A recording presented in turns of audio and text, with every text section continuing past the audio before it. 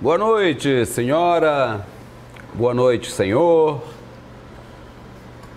Vamos terminar o dia com um brasileiro a menos e resta saber se a sociedade está satisfeita com o desdobramento do que aconteceu com aquele caso no Rio de Janeiro hoje pela manhã.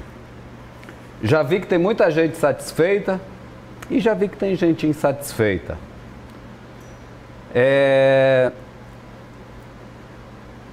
Vi gente comemorando e eu propriamente não vejo nada ao que comemorar. Assim como o dia de finados não é um dia de comemoração, é um dia de lembrança daqueles que nós perdemos e que nós amávamos. A morte jamais deve ser comemorada. Talvez estejam, se não felizes, mas estão agradecidos àqueles que sobreviveram. Porque não é justo 30 trabalhadores serem acuados dentro de um ônibus ou aonde quer que seja, serem ameaçados, dentro de uma casa, como aconteceu com os familiares de uma repórter nossa aqui da casa esse final de semana. Ninguém merece ser preso num quarto e ser ameaçado de morte com armas de fogo, com fogo ou com qualquer coisa que seja. A violência é algo a ser sempre condenada. A violência e a guerra são o último recurso, se é que podemos chamar a violência e a guerra de recursos. Talvez com a frieza de quem trabalha com números, com gráficos, com número de votos, com entendimentos pessoais. Talvez dessa forma alguém comemore a morte de alguém, por mais que seja um criminoso, por mais que seja um bandido, por mais que seja alguém perigoso. Acho que não há o que comemorar quando 50 venenos foram liberados para serem usados no Brasil. A tecnologia humana está além da agressão à natureza e está além da violência. O diálogo, a dialética, o processo comunicativo, como já quis um filósofo alemão, é um recurso que ainda não foi exaurido. Nós começamos o programa hoje dessa forma, mas nós também vamos falar de propostas. Vamos continuar aquela nossa conversa sobre o desenvolvimento do Maranhão, as possibilidades de desenvolvimento do Maranhão. E um desenvolvimento que contemple todos os maranhenses, os 7 milhões, que dê emprego, que dê renda para as pessoas. Para ajudar nesse diálogo, recebemos o professor visitante da Universidade Federal do Maranhão, o professor Henrique Neder. Professor, seja muito bem-vindo aos Analistas. Obrigado, muito obrigado. Natanael, antes de entrarmos nas questões com o professor Neder, acho que você gostaria de falar um pouco também, né? Não, Geraldo, é só lamentar, né, a postura do governador do Rio de Janeiro, né, que covardemente, eu vou usar a palavra covardemente, porque só desceu no helicóptero depois que teve a notícia que o rapaz lá tinha sido abatido, né? E, sabe, num ato altamente midiático, desce correndo, cerrando os braços, com o assessor filmando, falando ali para o celular, comemorando, como você falou, a morte, né, de um rapaz que cometeu aquele ato lamentável, né? Eu acho que, como você falou, ninguém merece passar por uma situação daquela, mas, né, eu acho que comemorar a morte, né, por mais que seja de um bandido, de um assaltante, enfim. E as pessoas julgam, Geraldo, sem nem parar para analisar a situação, né? Porque, assim, o que leva um rapaz ali, com seus 20 e poucos anos, sozinho, a tomar de refém um ônibus com gasolina, um isqueiro e uma arma de brinquedo, né? Ninguém sabe se é um desespero social, sabe, queria assaltar, ou se estava passando por algum problema e tudo. E pelas exigências que ele fez, ele pedindo uma ambulância e descendo do ônibus várias vezes ali, e aquele circo todo armado ali, eu acho que se a polícia tivesse um pouco mais de preparo tecnológico, um pouco mais de preparo até de cabeças intelectuais, né, poderia sair daquela missão ali, inclusive sem ter perdido a vida, né, do assaltante lá, o sequestrador, não sei. Até porque precisa explicar aí a julgamento, porque ninguém é contra a punição. Nem o problema só contra uma punição sumária, né? A gente não pode chegar e assumir o papel de julgador. Porque na Idade Média já matavam, já degolavam cabeça, Geraldo, cortavam mãos, e a violência não parou. O caminho é o social, o caminho não é da violência, né? E comemorar um ato de violência, a perda de uma vida, porque se a gente perder uma vida para o crime, né? Quem sabe um rapaz desse poderia ter ressocializado, enfim, né? E ver essa atitude lamentável de um governador do estado, quer dizer, incentivando a violência dessa forma, é lamentável, né, Geraldo? E para mim também expõe, né, que a gente não está preparado para diversas situações, pelo menos no que tange a violência, as operações. Então, assim, eu vi uma ação, né, desmedida, né?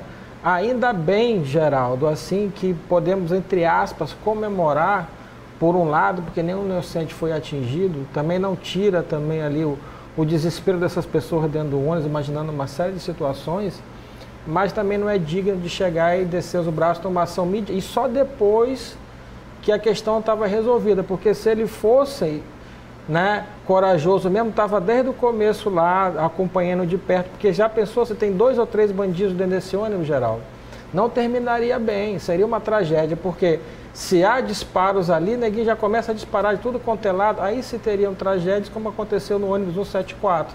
Então eu acho que a postura não é essa, a postura primeiro seria que se espera de um chefe de Estado de equilíbrio, né? Declarações ponderadas, lamentando a morte, né?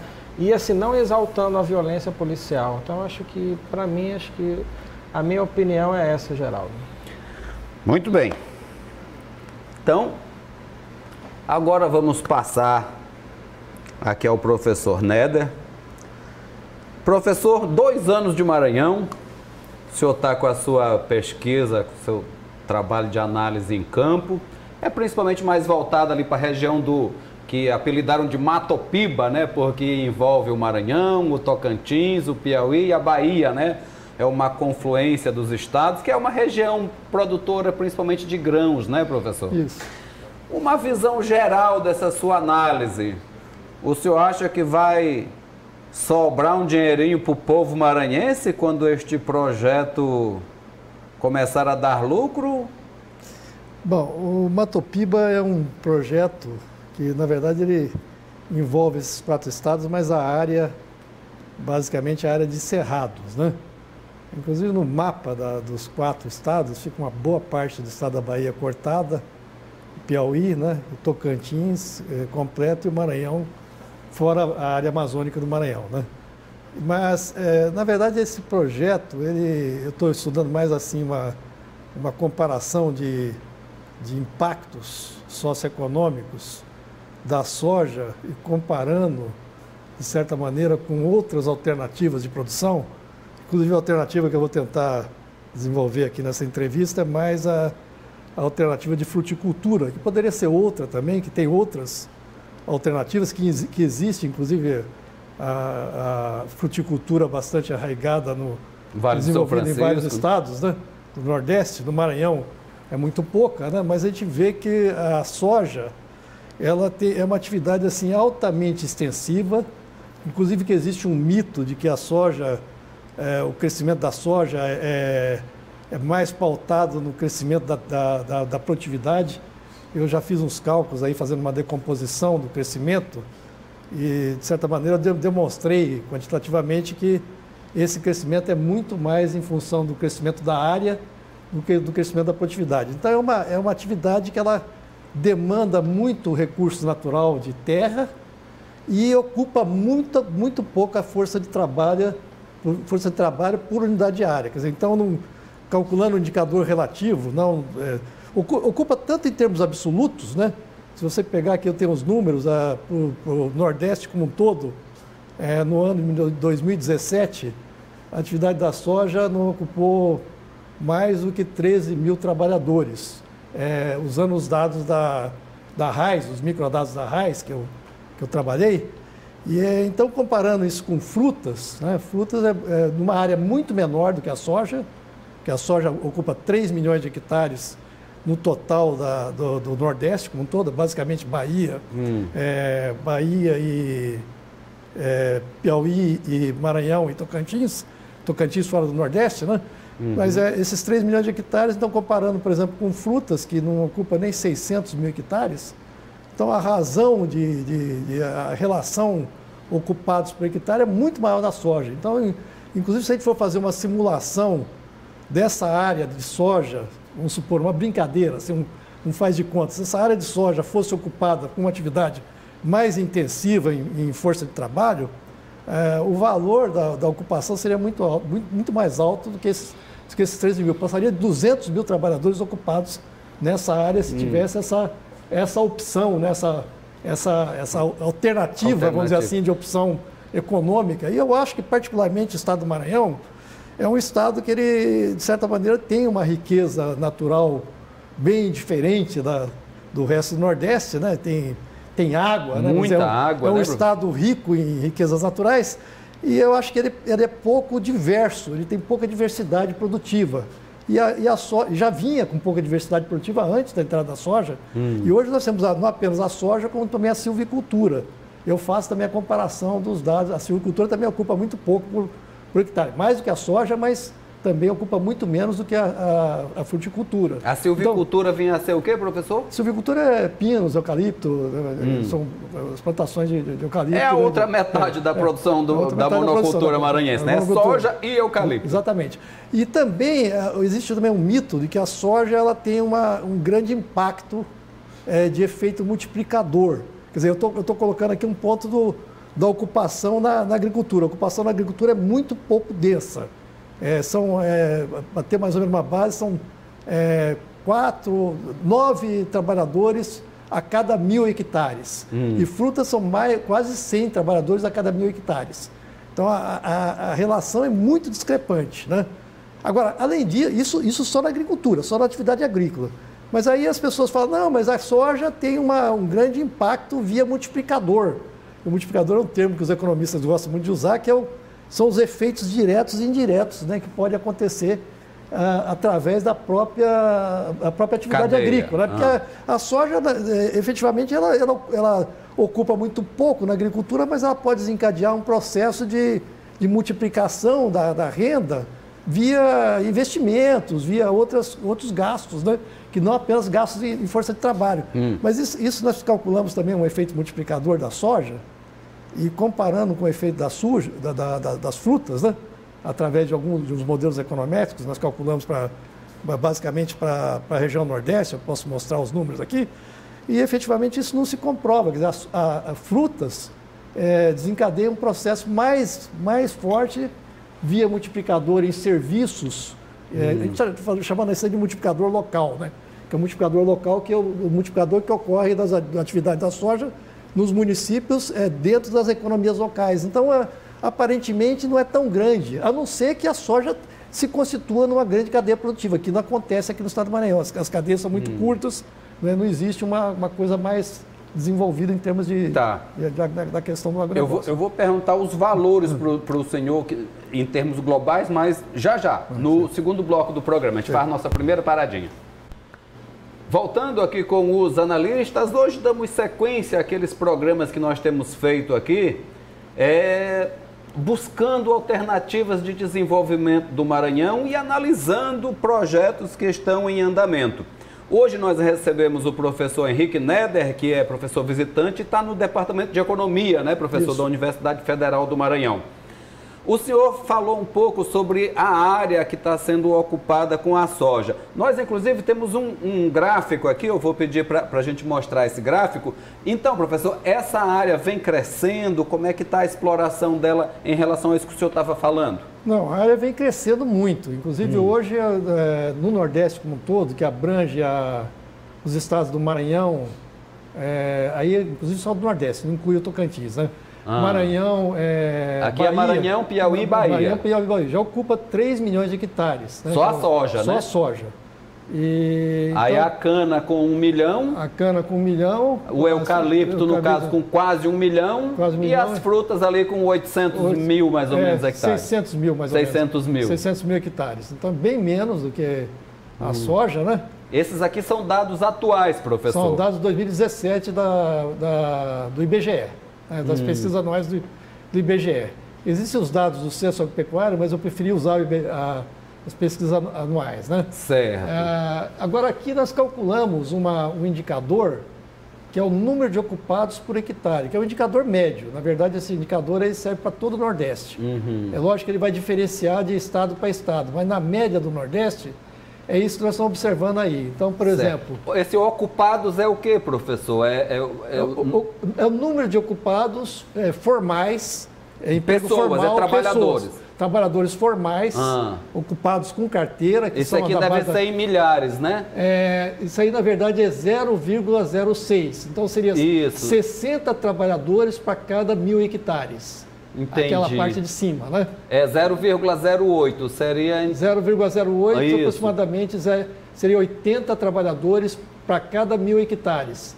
Agora, quando você pega a soja, vai dar menos do que 0,009 aproximadamente. Exatamente. Então, 9 trabalhadores para cada 1.000 hectares. Então, tem uma discrepância muito grande entre frutas e soja.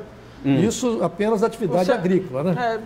Isso me parece claro, Geraldo, professor, porque assim, a fruta, né, a característica da fruta, ela dá mais trabalho, ela inclui um gasto maior pelo produtor, e o produtor ele visa lucro, né? Ele vai procurar uma cultura que seja, né, tenha a melhor relação custo-benefício para ele. E isso, né, a gente vê uma produção excessiva de soja e frutas, que é uma coisa que está se tornando essencial, menor, porque o custo de produção é muito maior. Não seria o caso aí, né, de tentar uma regulação ou através de incentivos, né, o Estado entrar nessa relação para não deixar essa balança ficar muito lá embaixo? Eu acho que é uma questão de desenvolvimento. Acho que o Estado tem que ter uma preocupação econômica, né, uma preocupação com relação aos produtores, essa questão da razão de lucratividade das atividades, mas também tem que ponderar, né? E acho que eu estou pensando aqui no Estado que regule a economia, não um Estado eminentemente liberal, né? Mas um Estado que tenha uma intervenção, assim, no sentido de regular a economia, no sentido de um desenvolvimento mais equânime, né? Um desenvolvimento que equilibre a relação de trabalho e capital de uma maneira que haja uma possibilidade de incorporação de mão de obra maior, né? Porque isso, inclusive, vai rebater, inclusive, na própria concentração de rendimentos do Estado do Maranhão. O Estado do Maranhão é um dos estados de maior concentração do índice de Gini, por exemplo. O índice de Gini é um dos mais altos. Se pegar o índice de Gini da agricultura, inclusive, é mais alto ainda. Então, isso daí é um importante elemento. O importante não é só crescer, né? O PIB crescer, mas como vai crescer também, né? Deixa eu lhe fazer uma pergunta aqui, professor, que eu já fiz para outros colegas seus economistas. Tá, mas aí tá todo mundo plantando soja. Eu quero saber por que estão julgando que é melhor plantar esse monte de soja, dá muito lucro, mas não divide com o próprio Estado, já que a exportação não gera imposto para o próprio Estado.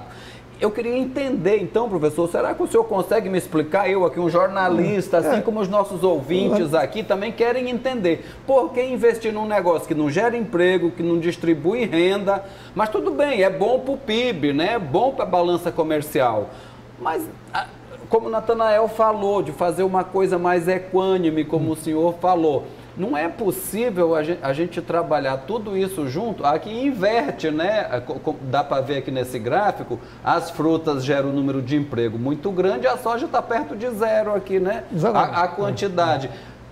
A fruta dá lucro, professor? Dá lucro. Agora, essa questão aí da rentabilidade, eu queria chamar a atenção uma questão que é importante, que a soja é um tipo de atividade que ela está bastante financiarizada também. A soja não é apenas uma atividade produtiva no sentido lato da palavra, no sentido da economia real, né? A soja está muito imbricada com uma atividade financeira. Então, os grandes grupos que estão investindo na soja são grupos financeiros também. Então, existe vamos dizer assim, um capitalismo, um desenvolvimento capitalista na agricultura, que é um desenvolvimento financiarizado. Isso, inclusive, já de algum tempo, né?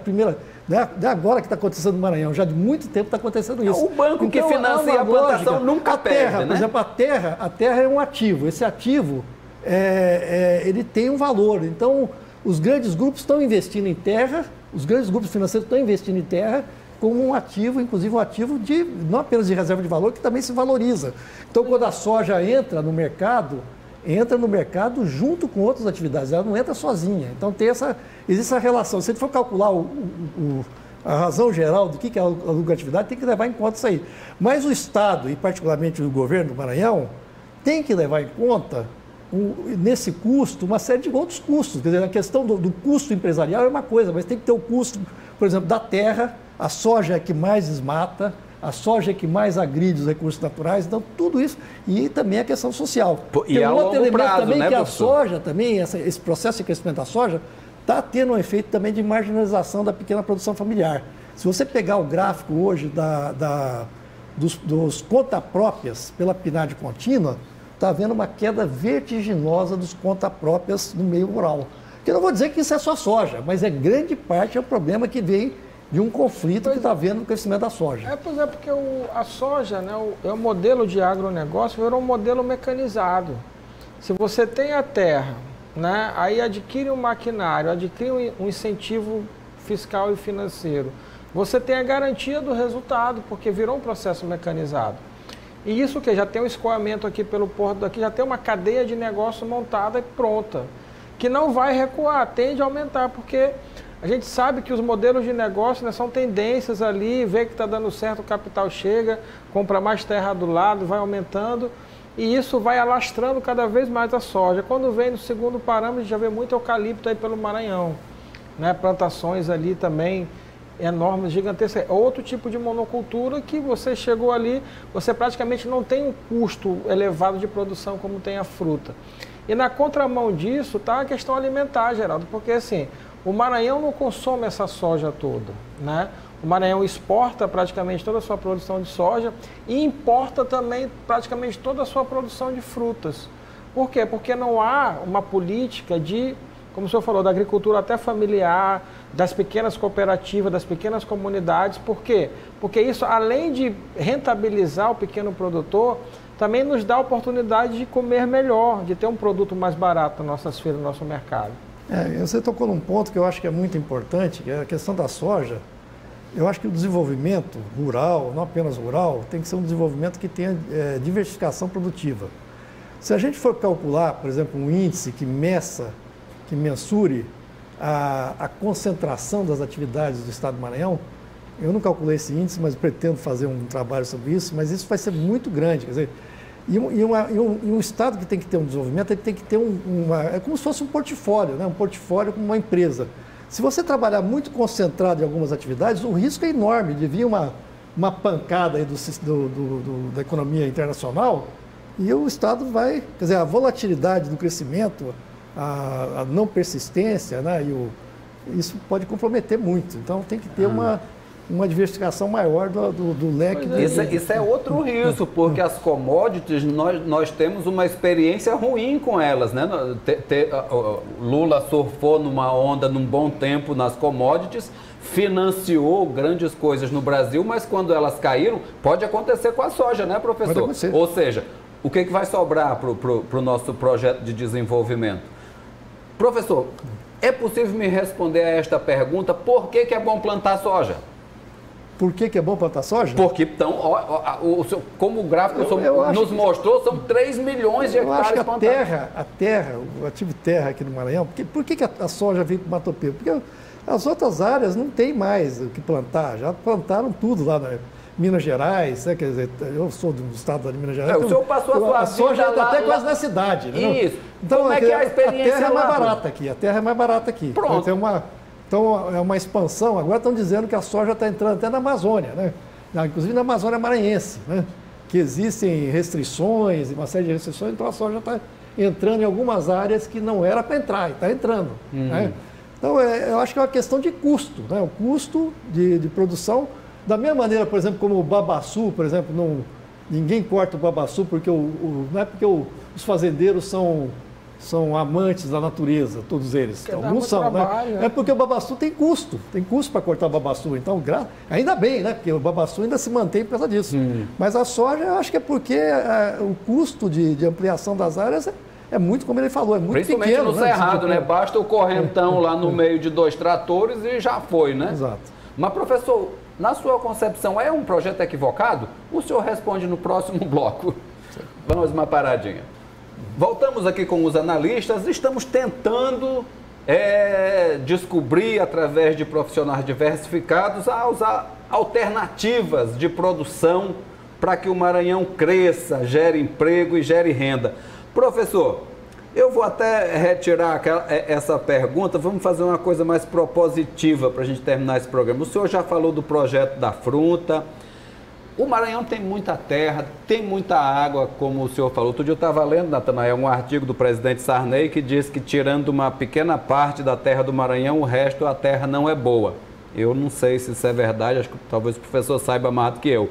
Mas é possível eu acho que é possível e desejável nós termos um desenvolvimento agrário de um estado como o Maranhão. E dá para a gente ganhar dinheiro, distribuir essa renda, melhorar a vida do povo? Dá, eu acho que dá. Eu não tenho assim uma resposta precisa que tipo de projeto de desenvolvimento. A única coisa que eu sei é que esse projeto, como está se dando hoje, concentrado, e aqui nós temos também uma estrutura fundiária violentamente concentrada. Isso. Nos estados onde a concentração fundiária é uma das mais elevadas. E sem essa diversificação produtiva, eu acho que não é uma boa proposta de desenvolvimento. Eu acho que o Estado do Maranhão deve tentar encontrar alguns projetos que diversifiquem, pode ser também até, inclusive, já está começando, por exemplo, um crescimento de piscicultura, né? Que são atividades que ainda não foram estudadas quais são o impacto que tem no conjunto das economias locais. Mas eu acho que pode ter muito mais diversidade do que simplesmente concentrar em 2 ou 3 atividades. Então tem que haver uma maior diversificação, e estudar quais são as atividades que realmente incorporam mais mão de obra. Porque isso é uma coisa, inclusive, do Estado do Maranhão, que é muito importante, que nós estamos vendo que a taxa não é nem a taxa de subemprego aqui, é a taxa de desalentados. Pessoas que estão fora do mercado de trabalho. E já nem estão atrás. Então, a economia informal é muito grande. Então, para haver uma mudança nesse sentido, tem que encontrar atividades que incorporem. Pois é, né? porque o capital só enxerga números e dados estatísticos. Então, assim, não há como competir com o modelo de negócio como a soja. Assim, rentavelmente, os números são todos favoráveis. Porém, não se analisa os outros aspectos como o senhor está analisando, né, que são aspectos extremamente importantes, até para manter o equilíbrio da produção.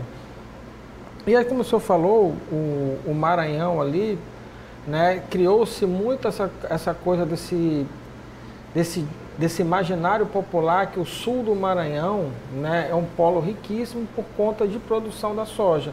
Só que essa produção, essa riqueza, Geraldo, como o senhor falou, é muito concentrada, né? E o Maranhão como um todo não usufrui dele, né? A não ser as commodities ali, o que passa pelo porto, muito pouco. Vem da China para o banco. Pois é. Não, tem regiões do estado do Maranhão, micro-regiões do estado do Maranhão, que praticamente não tem quase nada de emprego formal, a não ser o emprego do setor público. Então, isso que você está colocando também, esses centros, esses polos de suposto crescimento, como Balsas e outras regiões, tem um crescimento realmente, tem um crescimento, uma dinâmica de crescimento, mas tem um crescimento também acompanhado de muita marginalização, uma criação de grupos populacionais que não estão sendo absorvidos por esse processo. Então, como nós vimos aí, essas taxas de incorporação de mão de obra da agricultura são muito baixas. Mostra a tabela, bota a tabela para a gente, Jorginho. A última Jorginho. tabela aqui. Aí, dá para a gente ver, professor, Tá, através da tabela? Olha aqui, essa professor, tabela interprete aqui, para nós. Atividade. Essa tabela está dizendo o seguinte, que cada emprego na soja, cada emprego na agricultura da soja, gera 3,9 empregos em serviços e indústria dos municípios do Nordeste onde tem soja. Certo. Agora, a fruticultura já gera 7,65 empregos, mais do que o dobro. Mais que quase o dobro. Quase o dobro, né? Uhum. Agora, aqui nós calculamos também o número de hectares necessários na atividade para gerar uma ocupação adicional na indústria e serviços. Adicional, ou seja, é indireto também. Indireto também. Então, eu preciso de 74 hectares de soja para gerar um emprego adicional em indústria e serviços, enquanto que na frutas apenas 2,70 hectares. Então, em termos de demanda de um recurso natural importante, né, que é a terra, né, tanto o efeito multiplicador no sentido da terra, como também no sentido de quantos ocupados para cada ocupado adicional da atividade, a soja perde longe, né? A soja perde longe. Então, isso aí é que é importante. No sentido de gerar uma riqueza, mas gerar uma riqueza que fica praticamente retida em um grupo bem reduzido de produtores. O estado do Maranhão tem apenas 200 produtores de soja. 200, 250, uma coisa assim. E de fruta, professor? Isso aí? De fruta eu não tenho o número aqui, mas deve ser bem mais. Né? Aqui no Maranhão eu não sei, mas eu teria que calcular. Dá para calcular também pelos dados da E referente aqui, ó, só esses 2,7 hectares para gerar mais, isso aqui sem contar que na produção de fruta, você poderia ter o consórcio com o mel. Isso. Que já o mel também é um produto de alto rendimento para o Maranhão e para o Piauí, né, professor? Sim. Piauí tem muito. Piauí tem bastante. Piauí tem bastante. Aqui, inclusive, nessa pesquisa que nós estamos fazendo, nós pegamos as frutas como um elemento de comparação, mas tem uma série de outras atividades, como horticultura, piscicultura, né? O estado do Maranhão, por exemplo, ele tem uma atividade muito grande aqui, que é a atividade de indústria extrativa vegetal, né? Mas aliás, atividade extrativa vegetal, não chega a ser uma indústria. Essa atividade é imensa, só que é uma atividade praticamente que está marginalizada e está sendo cada vez mais comprometida com a ação de grupos econômicos que estão cercando terras, etc. Uma delas é a cadeia do babaçu, né, professor? A cadeia do babaçu é uma que delas. Poderia ser desenvolvida, né, industrializada, através do sabonete, os óleos, que seria um processo mais industrial. Está sofrendo um declínio, inclusive, de número de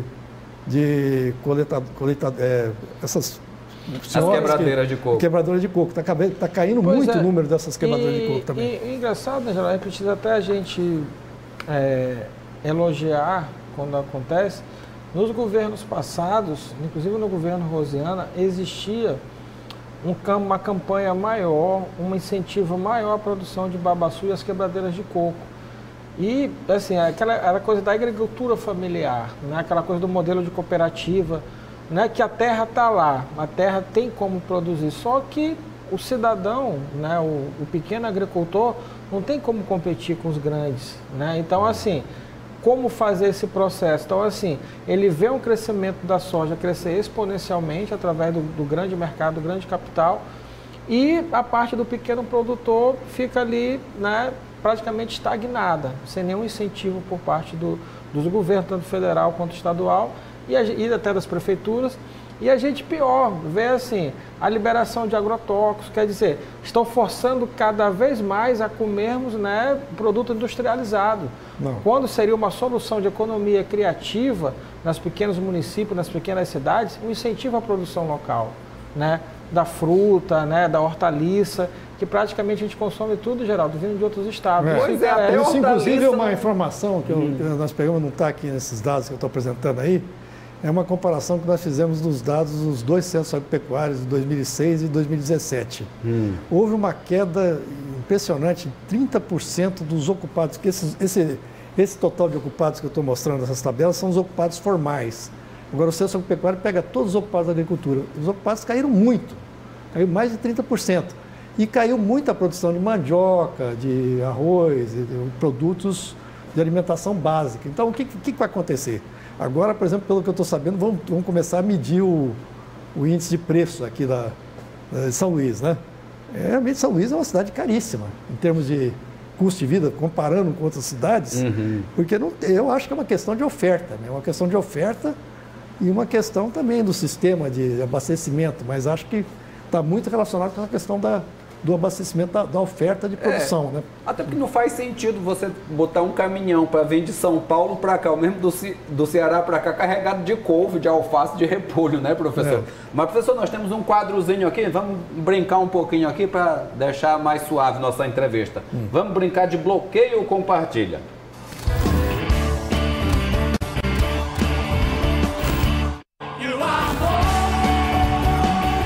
O senhor tem rede social, professor? Tem o Facebook. Tem Facebook. Então o senhor sabe mais ou menos o que é o bloqueio e compartilha. Eu vou mostrar aqui umas pessoas que são da sua área. Sim. Para ver o que o senhor diz delas. Bota o primeiro. Tá aí, ó. Começamos com a ministra da Agricultura, professor. É da minha terra. É lá da sua terra. O senhor bloqueia ou compartilha ela? Bloqueio. É, professor? Não dá para acreditar. Por causa da questão dos agrotóxicos. Né? Tá certo. Cadê o segundo? Antes dele responder, por que o senhor acha, eu não consegui entender, né? Por que a política em liberar essa quantidade enorme de agrotóxicos? Qual o objetivo, professor? Eu não entendi acho que até é uma hoje. questão de custos, né? Uma questão economicista, vamos dizer assim, né? Não é... Se você pensar, por exemplo, os meus colegas da área ambiental, né? A chamada economia ambiental. O que é economia ambiental? É uma coisa complicada a gente entender o que é economia ambiental, mas a economia em si, a economia dos economicistas, né? Não leva em conta a redução dos custos. Então é lógico que agrotóxico vai reduzir o custo, mas as chamadas externalidades, né, que é um conceito também da economia, qual o impacto que vai ter esses agrotóxicos, também vai gerar um custo social imenso, isso não é levado em conta, né? É uma coisa importante, né? É viver o curto prazo, né? Curto prazo. Passar essa falsa sensação de economia, né? E quem paga a conta depois é a gente. Acho que tem também elementos de interesse da chamada indústria de química, né? Que eu acho que existe uma coisa relacionada, né? Nem tudo está desconectado desse processo, tem toda uma inter-relação, né? Talvez que acho que pode responder essa questão também, né? Os navios que vêm carregados, que vêm buscar minério e soja, tem que trazer alguma coisa, né? Pode ser isso aí também. Vamos ver o próximo nome. O professor não é daqui, mas já conheceu aí o secretário Júlio César Mendonça, é o secretário da Agricultura Familiar do Maranhão, esse professor. Conheço de vista, sim. E o senhor conhece os projetos dele? O senhor compartilha ou bloqueia esse? Compartilho. Está tentando fazer alguma coisa? Tentando fazer alguma coisa. E vai dar resultado, professor? Espero que sim, acho que vai. É possível. Vamos ver Quem mais tem? E essa aí é a secretária de Agricultura.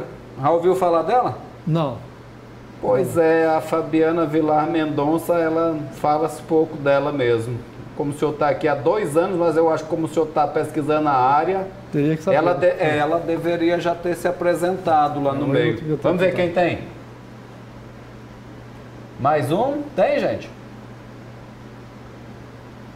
Tá aí, esse aí é produtor de soja lá em Balsas, é o senador Roberto Rocha. O senhor compartilha ou bloqueia esse, professor? Posso compartilhar. Eu acho que não tenho nada, não tenho nenhuma idiosincrasia, vamos dizer, contra o agronegócio, né? Ele atua muito nessa área aí da agricultura, tem projetos, né? É da região de Balsas também, né, Geraldo? Lógico. É um entusiasta aí dessas medidas aí. O pai dele é pioneiro na soja lá em Balsas. Ele é maranhense. O pai dele não é um dos pioneiros da produção de soja em Balsas? Isso, ele é um entusiasta desse modelo do agronegócio aí como viabilidade econômica para o Maranhão. Sim. Acho que se chegar falando para fruta com ele, acho que ele não vai gostar muito não, professor. Professor, muito bom tê-lo aqui. Quando tiver mais resultados da pesquisa, que tiver mais alguma conclusão, venha contar para nós aqui o que nós podemos fazer para melhorar o Maranhão. Muito obrigado pela sua entrevista. Tá bom, ok. Tá certo. Natanael? Eu que agradeço. É isso aí. Vou fazer... agradecer a pesquisa do professor para a gente, né, tomar um Eu acho que a gente deveria levar... não sei se foi o professor Welbson, acho que é um dos acadêmicos que nós trouxemos aqui, ou mais de um deles, já falou que o Estado financia a pesquisa. Isso duvidar, o Maranhão é o último recurso da pesquisa, porque o governo federal está acabando com tudo. O CNPq praticamente já era, viu, Natanael? O Estado financia a pesquisa? O Estado do Maranhão tem a FAPEMA, né? A FAPEMA e mas tal. A FAPEMA... Mas diz que eles não aproveitam as pesquisas. Acabou já o programa, né? Não, ainda estamos no ar ainda. Quer falar mais uma coisa? Dá tempo. Não, tem a FAPEMA, tem um órgão de financiamento aqui, a pesquisa, né? Que, como Minas Gerais, como São Paulo, que tem, né? Mas certamente precisamos dos recursos federais. Eles estão sendo cortados. Uma pena, né? Muito, bolsa de doutorado, bolsa de mestrado, então... Pois vamos lá, vamos ver o que o pessoal está pesquisando. Estamos simplificando o negócio em Brasília, né, Geraldo? Bora ver. Simplificando para dar essa falsa impressão de crescimento, de economia. E como eu escutei uma pessoa falando uma vez, né? Mas se astronauta se alimenta com umas pílulazinhas, né? O que mal vai fazer um agrotóxico, né? Então... Vamos esperar. Até amanhã. Amanhã nós conversamos mais um pouco aqui com mais acadêmicos, gente que estuda, que pesquisa, mas nós vamos falar de urbanismo, vamos falar de ocupações urbanas. Até amanhã.